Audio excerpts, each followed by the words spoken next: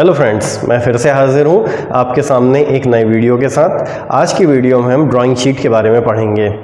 आप लोग जानते होंगे कि जब भी आप कोई फोटोकॉपी या प्रिंट आउट निकालते हैं, वो जो शीट होती है वो जो स्टैंडर्ड साइज होता है वो कहलाता है आपका A4 साइज।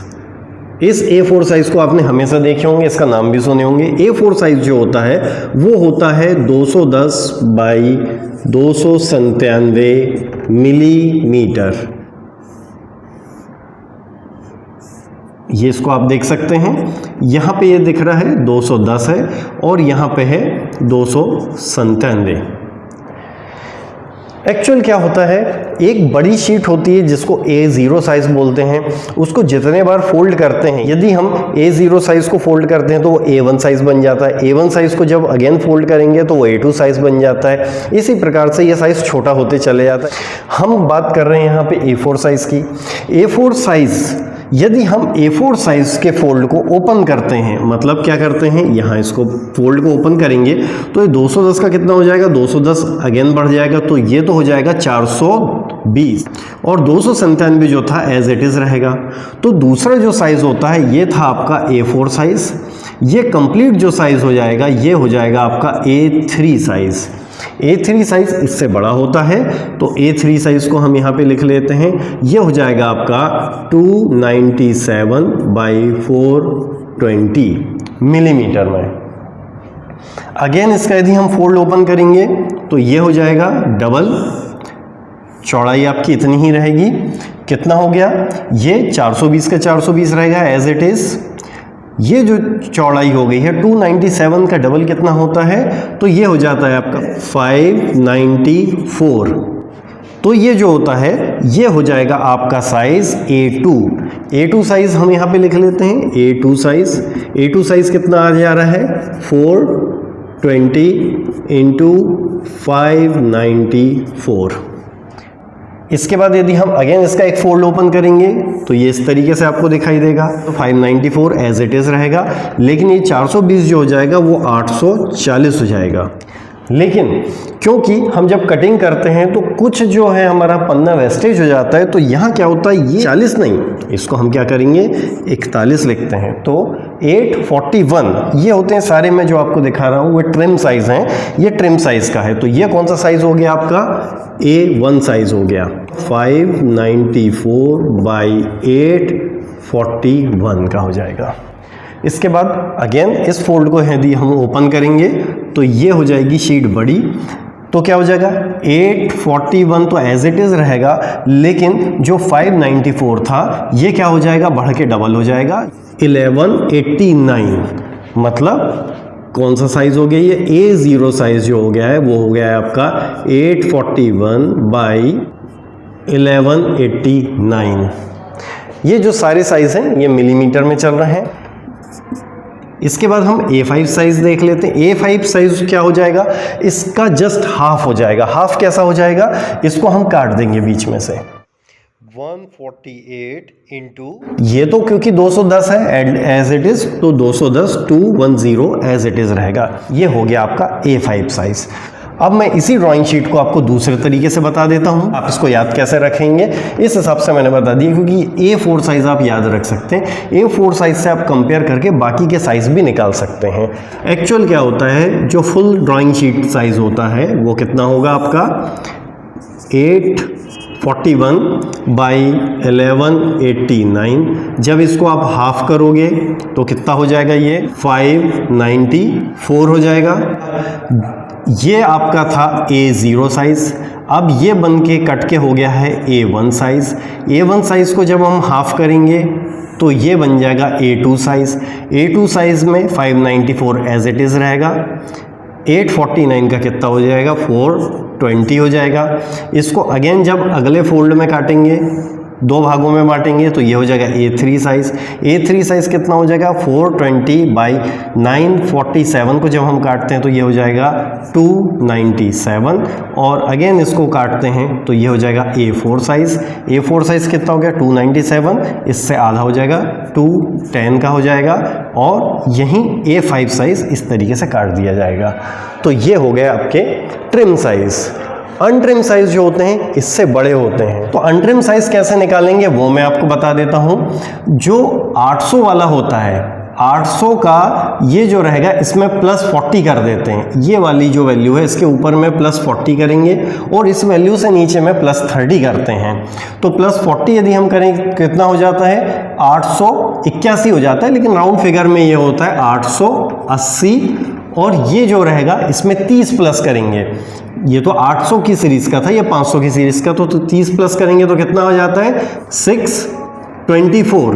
लेकिन 24 नहीं, इसको भी हम राउंड अप कर लेंगे तो ये हो जाएगा 625। तो आप ऐसे याद रख सकते हैं इन अनट्रिम साइज को। इसमें भी हम 30 प्लस कर देते हैं तो 420, 30 प्लस करेंगे 450 हो जाएगा। 594 का तो आ ही गया है आपका 625। फिर आ जाएगा आपका 8 साइज में 297, तो ये हो जाता है आपका 330 बाई 450। फिर यहाँ पे आ जाएगा आपका 330 बाई 240 और यहाँ पे आ जाएगा 240 बाई 165। तो यहाँ पे आ जाएगा A0 साइज, तो ये कितना हो गया 880 इंटू 1230 क्यों हो जाएगा, क्योंकि 1189 जो है उसको हम 1190 मान सकते हैं। 1190 मतलब 1190 प्लस जो 40 हो जाएगा तो 1230 हो जाता है।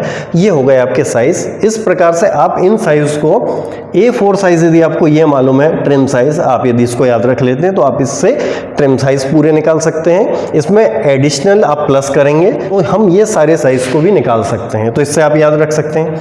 अब इस ड्राइंग शीट के बारे में मैं और कुछ आपको इन्फॉर्मेशन भी दे देता हूँ।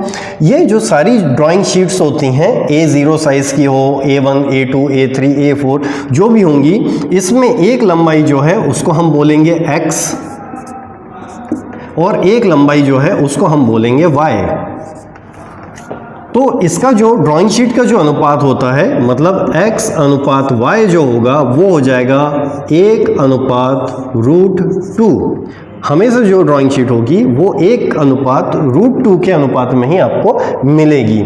ये जो A0 साइज की पूरी शीट होती है इसका क्षेत्रफल कितना होता है, कभी ये पूछा जाता है, तो आप देख सकते हैं 841 बाई 1189 बराबर ये होता है 1 स्क्वायर मीटर, मतलब 1 स्क्वायर मीटर की ये पूरी ड्राइंग शीट होती है A0 साइज की। यदि पूछा जाए कि A0 साइज की ड्राइंग शीट का क्षेत्रफल कितना होता है तो 1 स्क्वायर मीटर। टाइटल बॉक्स के बारे में आपको एक जानकारी ये दे देता हूं कि टाइटल बॉक्स जो होता है उसका साइज जो होता है मिलीमीटर में 185 बाई 65 होता है। इसमें क्या होता है, लास्ट का जो कॉर्नर होगा उसको हम 10 मिलीमीटर का गैप छोड़ते हैं, फिर 25 मिलीमीटर का छोड़ते हैं, फिर 20 मिलीमीटर का छोड़ते हैं। मतलब ये हम 3 लाइनें यहाँ पे ऐसी ड्रॉ कर लेंगे। ये हो गई। सबसे नीचे का जो बेस होता है वो होता है 20 mm, यहाँ पे रहेगा 20 mm का। ऊपर से आता है 10 mm का। 20 और 10, 30 को इसमें से माइनस कर देंगे तो 65 में से माइनस करेंगे तो क्या बचता है, 35 बचता है। 7 5 कितना होता है, 35 होता है। तो ये जो रहेंगे 7-7 मिलीमीटर के 5 इसमें खंड बनाए जाते हैं। इसको कंप्लीट नहीं बनाएंगे, नीचे का खुला रहेगा। ये रहेगी ड्राइंग नंबर, यहाँ पे आएंगे। यहाँ पे आता है आपका स्केल और यहाँ पे आ जाता है आपका प्रोजेक्शन का सिंबल। तो इस तरीके से हम टाइटल बॉक्स बनाते हैं और मेन ये जो फ्रंट रहेगा यहाँ पे आ जाता है आपका ड्राइंग का नाम। मैंने पिछले वीडियो में एक डिवाइडर के बारे में भी आपको बताया था, एक चीज़ और छूट गई थी। एक होता है प्रोफेशनल डिवाइडर। प्रोफेशनल डिवाइडर जो होता है वो इस प्रकार का होता है। जो प्रोफेशनल डिवाइडर होता है वो किसी भी रेशियो में ड्राइंग को छोटा या बड़ा करने के लिए उपयोग में लाया जाता है। इसमें क्या होता है, जैसे मैं एक इर्रेगुलर आकृति बना लेता हूँ, इस तरीके से मैंने एक इर्रेगुलर आकृति बना लिया हूँ। यदि मुझे इसे इनलार्ज करना होगा, इनलार्ज करते समय मैं क्या करूँगा, इस तरफ के भाग से, जिस तरफ की आर्म छोटी होगी उस भाग से यदि मैं इसको मेज़र करूँगा तो क्या होगा, ये इधर का भाग बड़ा हो जाएगा। तो इसी को हम रख के यहाँ पे बना लेते हैं, तो इस तरीके से ये बन जाएगी। फिर हम इससे मेज़र करते हैं इसको, तो ये वाला और ओपन करेंगे तो ये भी बड़ा होगा। तो ये हो जाएगी लंबी लाइन। फिर इस तरफ से हम नापेंगे तो ये हो जाएगा। इस तरीके से हम इसको इनलार्ज करके भी बना सकते हैं और रिड्यूस करके भी। यदि हम इस तरफ के भाग से इसको मेज़र करेंगे तो ये भाग और छोटा हो जाता है, तो ये ड्राइंग जो होगी साइज़ में और ज़्यादा छोटी आपको बन के मिल जाएगी। तो इस प्रकार हम इस प्रोफेशनल डिवाइडर से किसी भी रेशियो में ड्राइंग को छोटा या बड़ा कर सकते हैं। यहाँ जो स्केल है इसको स्केलिंग कहते हैं, इनलार्ज करना या रिड्यूस करना। तो हम इस स्केल की बात कर लें तो स्केल कितने प्रकार की होती है वो मैं आपको अब बता देता हूँ। स्केल में क्या होता है, एक होता है रिप्रेजेंटेटिव फ्रैक्शन, RF से जिसे लिखा जाता है, इसको हिंदी में बोलते हैं हम निरूपक भिन्न। निरूपक भिन्न मतलब रिप्रेजेंटेटिव जो फ्रैक्शन होता है RF बराबर होता है ड्राइंग की लंबाई बटे वास्तविक लंबाई। मतलब एक्चुअल लेंथ जो होगी वो नीचे लिखी जाएगी और जो ड्राइंग में लेंथ आएगी उसको ऊपर लिखा जाएगा। अब RF बराबर क्या हो जाएगा, RF बराबर ड्राइंग की लंबाई बटे वास्तविक लंबाई। अब मान लेते हैं ये एक डस्टर है, ये 30 सेंटीमीटर का है, मतलब ड्राइंग की जो लंबाई है वो 30 सेंटीमीटर है और वास्तविक लंबाई भी जो है वो 30 सेंटीमीटर है। तो यदि हम 30 से 30 को काट देंगे तो क्या हो जाएगा 1/1। मतलब हम इसको क्या लिख सकते हैं, RF बराबर क्या हो जाएगा 1:1। ना ही हमने ड्राइंग को बड़ा बनाया ऑब्जेक्ट से, ना ही उसे छोटा बनाए हैं, तो इसको हम बोलते हैं फुल स्केल। मान लेते हैं इस डस्टर को मैं इसकी एक्चुअल लेंथ से छोटा बनाता हूं, मतलब क्या हो जाएगा अब यहाँ पे RF बराबर ड्राइंग की लंबाई मैंने ले लिया हूं 15 सेंटीमीटर का, ये 15 सेंटीमीटर का हो गया और वास्तविक लंबाई तो 30 है तो 30 ही रहेगी। जब 15 से 30 को काटूंगा तो कितना आएगा आंसर, 1/2। 15 दूनी 30 तो 1/2, मतलब यहाँ पे क्या आ रहा है, RF बराबर कितना हो गया है 1:2। मतलब है रिड्यूस करके हम इस ड्राइंग को बना रहे हैं। तो रिड्यूसिंग स्केल अक्सर जो आप लोगों ने मैप देखे होंगे, जैसे MP का मैप है या फिर इंडिया का मैप है, तो इसमें आप लोग देखते हैं 1 कुछ जैसे 12,000 या कोई और वैल्यू जो है इस तरीके से लिखी हुई होती है। इसका मतलब क्या होता है कि MP तो बहुत बड़ा है लेकिन उसको रिड्यूस करके मतलब उसे छोटा करके दिखाया गया है। तो किस रेशो में किया गया है वो इससे हमें पता लग जाता है। यदि यहीं पे मैं इस डस्टर को और छोटा करके 15 की जगह 3 सेंटीमीटर का बना देता तो यहाँ पे RF क्या निकल के आ जाता, तो मैं मान लेता हूँ यहाँ मैंने 3 ले लिया हूँ, वास्तविक लंबाई तो 30 थी, काटेंगे तो बचेगा 10, मतलब यहाँ पे हो रहा है 1:10। तो कितना रिड्यूस कर दिया गया है, 10 टाइम्स रिड्यूस कर दिया गया है। अब इनलार्जिंग स्केल में क्या होता है, हम छोटे ऑब्जेक्ट को बड़ा करके बनाते हैं। जैसे मैं मान लेता हूँ ये एक पेन है और इसकी पेन की जो ये रिफिल का हिस्सा आ रहा है इसको मैं बड़ा करके बनाता हूँ। इस तरीके से मैंने इसको इनलार्ज कर दिया हूँ। इनलार्ज के समय में क्या होगा, ड्राइंग की जो लंबाई है वो बढ़ जाएगी। मतलब यहाँ पे क्या आ रहा है, RF बराबर ड्राइंग में लंबाई कितनी आ गई है, मान लेता हूँ ये आ गई है 100 मिलीमीटर और वास्तविक लंबाई कितनी थी 10 मिलीमीटर थी। तो जब हम इसको काटते हैं तो आंसर क्या आता है 10/1। मतलब यहाँ पे RF जो आ जाएगा वो आ जाएगा 10:1। इससे आप पता लगा सकते हैं 10:1 का मतलब है कि इसे इनलार्ज करके बनाया गया है। और यदि 1:10 दिया गया है मतलब रिड्यूस करके बनाया गया है, इसको छोटा करके बनाया गया है। और यदि दोनों रेशियो बराबर आएंगे तो ये हो जाएगी फुल स्केल, मतलब जितना बड़ा ऑब्जेक्ट था उतनी ही बड़ी उसकी ड्राइंग बनाई गई है। इसमें अक्सर थोड़े सवाल घुमा फिरा के पूछता है, जैसे कि RF दिया रहेगा तो ड्राइंग की लंबाई पूछेगा। जैसे RF दिया गया रहेगा, ड्राइंग की लंबाई दी गई होगी तो वस्तु की वास्तविक लंबाई कितनी है ये पूछा जाता है। या फिर RF दिया है, वस्तु की लंबाई दी है तो ड्राइंग की लंबाई आपको निकालनी होती है। या ये दोनों लंबाइयाँ दी हुई होंगी और आपको रेशियो निकालना होगा कि RF कितना आ रहा है। तो RF ये जो मैंने मेथड से बनाया हूँ ये तो RF आप आसानी से निकाल सकते हैं। बात आती है बाकी चीज़ों की, तो उसको हम एक नज़र में देख लेते हैं कि हम कैसा कैलकुलेशन उसका करेंगे। अब मान लेते हैं एक क्वेश्चन दिया है कि RF कितना है 1:2000 है और कहता है कि किसी भी ऑब्जेक्ट की जो लंबाई है या किसी दो जगहों के बीच की जो डिस्टेंस है वो कितनी है, 10 किलोमीटर है। तो ड्राइंग कितनी बड़ी बनेगी?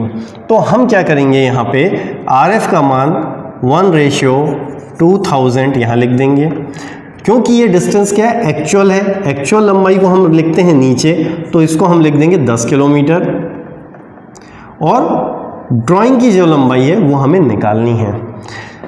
10 किलोमीटर है, क्योंकि ड्राइंग हमेशा हम क्या करते हैं, मिलीमीटर या सेंटीमीटर में ही बनाते हैं, तो हम इसको पहले सेंटीमीटर में कन्वर्ट करेंगे। तो 10 किलोमीटर मतलब 1 किलोमीटर में कितने होते हैं, 1000 मीटर होते हैं, और 1 मीटर में 100 सेंटीमीटर होते हैं। तो हम क्या करेंगे, इसको मल्टीप्लाई करके यहाँ लिख सकते हैं, ये हो जाएगी आपकी ड्राइंग की लंबाई। तो ये 3 0 से ये 3 0 कट जाएंगे, ये 2 से ये कट जाएगा, तो क्या आ जाएगा 500। मतलब यदि ड्राइंग की लंबाई बन रही है तो वो कितनी बनेगी, 500 सेंटीमीटर की बनेगी, क्योंकि हमने इसे सेंटीमीटर तक छोटा किए थे। और यही जो RF यदि 2000 की जगह 20000 होता तो यहाँ एक 0 ऐड हो जाता, यहाँ पे भी एक 0 ऐड होता, तो एक और यहाँ पे 0 कट जाता, और आपका आंसर आ जाता 50 सेंटीमीटर। ड्राइंग जो बनती वो 50 सेंटीमीटर लंबाई की बन जाती। इसी प्रकार यदि RF दिया है और ड्राइंग की लंबाई दी है तो वस्तु की लंबाई पूछ सकता है कि कितनी होगी। तो जो हमने वैल्यू यहाँ पे लिखे हुए हैं वो क्या होगी, वैल्यू यहाँ पे आ जाएगी। तो इस तरीके से हम क्या कर सकते हैं, RF की सहायता से वास्तविक लंबाई और ड्राइंग की जो लंबाई है उसके रेशियो को ज्ञात कर सकते हैं।